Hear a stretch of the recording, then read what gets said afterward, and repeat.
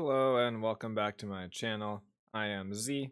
Today I'll be covering the second of two new Battle Pass reward tanks that are available. This coming season will be the first time you are able to get the KPZ3 Projekt 07HK.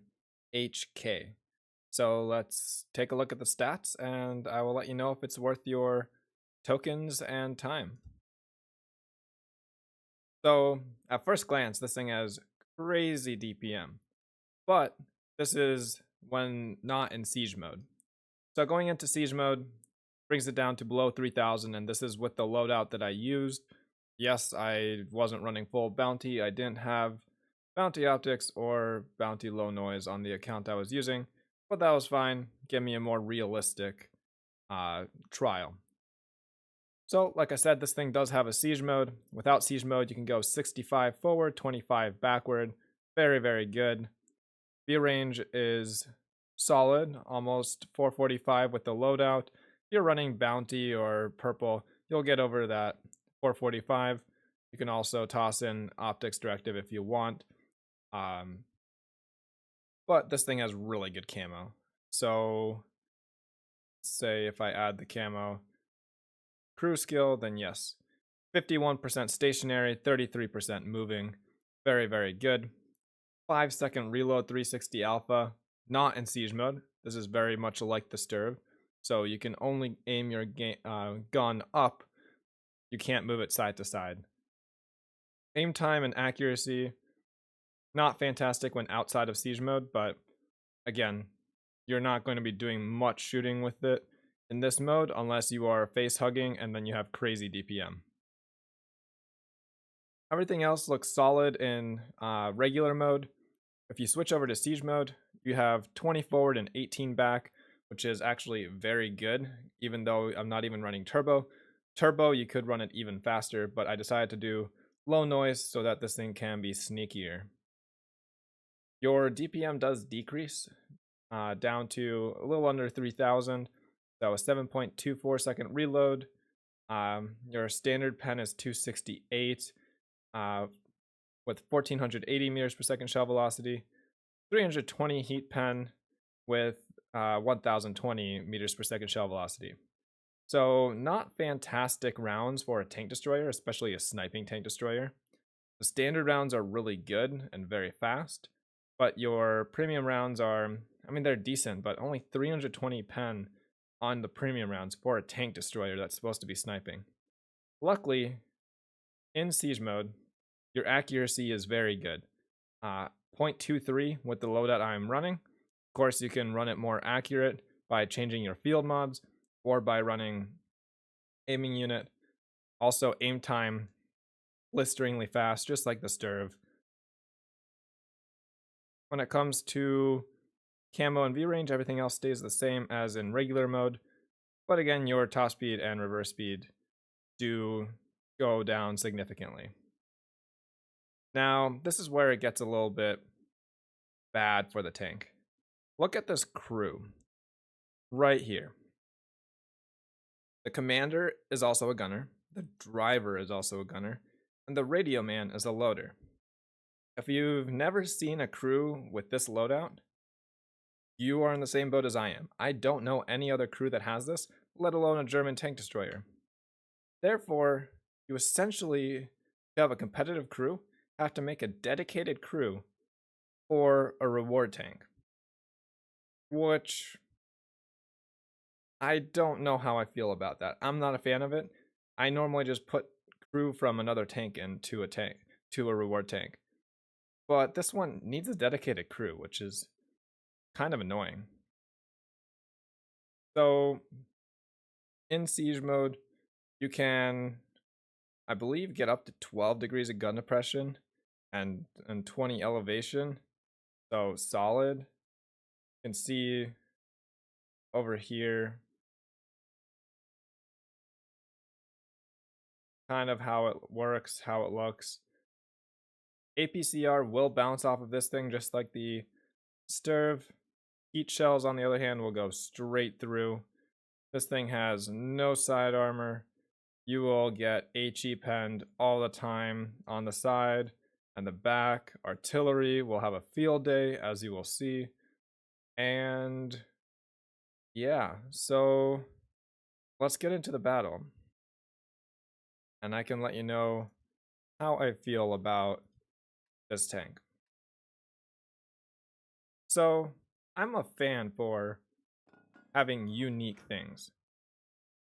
Don't get me wrong. However, a unique crew is kind of beyond the point of the unique that I'm interested in. I do like how this thing has DPM that decreases when you go into siege mode, so it requires thought whether you want accuracy or DPM. Again, remember that when you're not in siege mode, you can't traverse your gun left and right. You have to use your arrow keys, or WASD I should say, and or just auto aim. If this thing is worth as many tokens, you might ask, as it is up for, I don't think so. If you have the time and the energy and you have everything else, go for it. But just, it's so many tokens for something that I personally don't think is that great.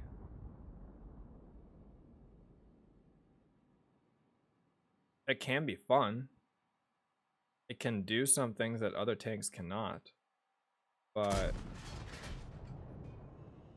for example, this reverse speed of almost 20 with siege mode, pretty solid.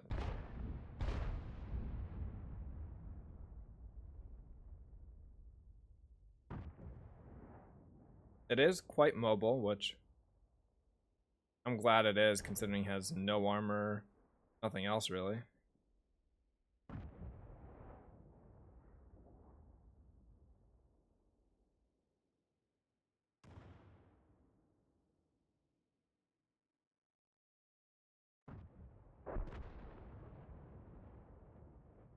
So kind of back to it, is this thing worth the tokens? Should you pick this up instead of the BZ58-2? I don't necessarily think so, unless you really prefer tank destroyers over heavy tanks. I feel like the heavy tank is just a more consistent tank out of the two. This thing can do its own thing for sure. We'll see here what it is capable of. It is accurate. Does have solid DPM.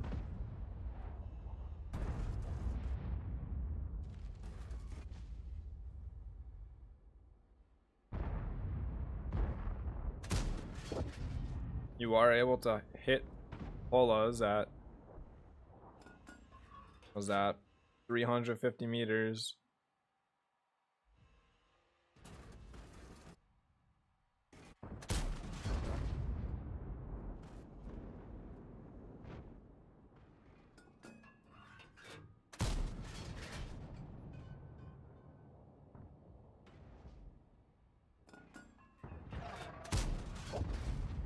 Now, granted, I don't mind that they're putting in unique tanks. I don't mind that they are providing tanks that have different gameplay, different mechanics. The crew rubs me the wrong way, because you can't use, if you want a competitive crew, you can't use an existing crew. And the price seems a little bit exorbitant. I don't think this thing is worth as many tokens as is being advertised for. If anything, I would wait a season, but that's only if you don't have everything else. If you have everything else, might as well pick it up if you have the tokens. But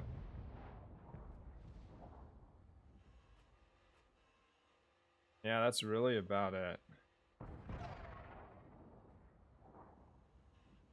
We're not going to see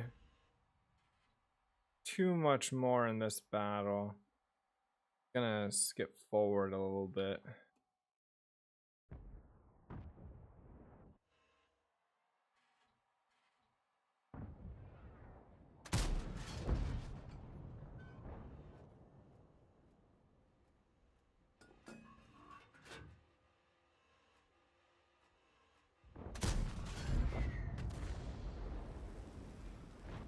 So this thing is an okay ridgeline warrior, but nothing special.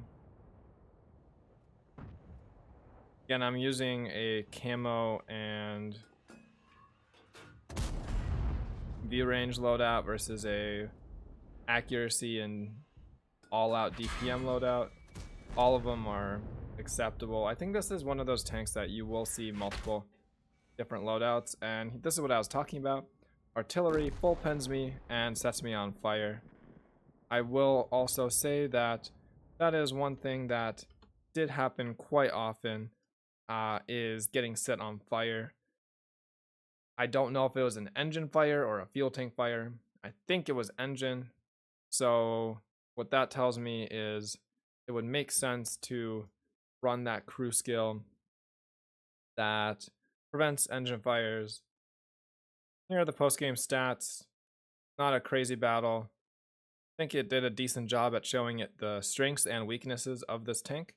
It can hit very pixel-like shots, cupolas, weak spots. It is a true sniping tank destroyer. However, it has no armor. It also has many other limitations. If you have the tokens, I think you can pick it up because it's unique. If you don't have the tokens, I don't think it's worth stressing over. If you really want it in the future season, go for it. Otherwise, I wouldn't say you're missing out on the greatest thing since sliced bread. That's really about it. If you have any questions or comments, leave them below. Feel free to join my Discord or follow me on Twitch. I am streaming again, typically just 3 marking. In this case, I've been working on some tier 5s in between Battle Pass seasons. But hopefully when this Battle Pass season starts back up again, I will be able to play some more enjoyable tanks and present those to you. Anyways, hope you enjoyed this video. I will see you guys around.